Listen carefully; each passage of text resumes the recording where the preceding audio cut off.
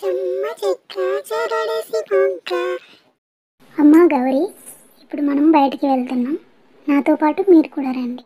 అమ్మా, మనం ఎక్కడికి వెళ్తున్నాం? మనం ఇప్పుడు ఎక్కడికి వెళ్తున్నామంటే, రాముకి సరిగ్గా మాటలు రావట్లేదు కదా. ఒక పెద్ద ఆయన ఊరి చివరిలో మందిస్తాడంట. ఇల్లు తీసుకొని వచ్చేద్దాం మన ముగ్గురు. సరేనా? నడవండి, వెళ్దాం. అమ్మా నిజమా? అయితే వెళ్దాం, నడవండి.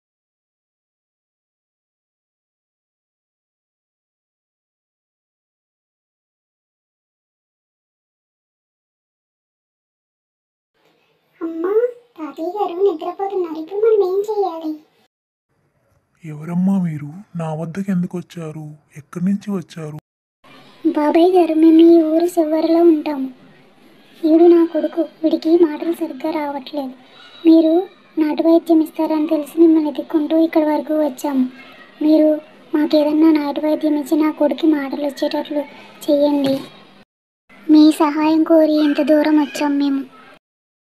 అవునా, నేను మీకు తప్పక సహాయం చేస్తాను. నేను తీసుకొస్తాను. మీరు ఇక్కడే కూర్చుని నాయనా, నువ్వేమీ దిగిలి చెందకు. నీకు మాటలు రప్పించే బాధ్యత నాది. ధైర్యంగా ఉండు. చూడు తల్లి, నేను నీకు ఒక ఆకు ఇస్తాను. అది సరస్వతి ఆకు. తీసుకెళ్ళి పొడుం చేసి ఆ పౌడర్ని తేనెలో కలిపి మీ పిల్లలిద్దరికీ తినిపి. పిల్లలు ఆడుకోవడానికి ఇటువైపు వెళ్ళారు. ఇంకా రాలేదు పెద్ద ఆయన. ఆరుగో వస్తున్నారు పిల్లలు. బాయ్ చెప్పండి తాతయ్య గారికి. బాయ్ తాతయ్య.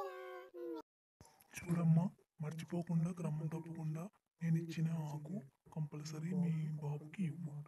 కంపల్సరీ మాటలు వస్తే తీసుకోమ్మా. ఆకలేస్తుందమ్మా, అన్నం పెట్టు.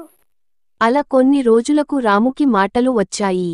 చాలా ఆనందంగా ఉన్నారు.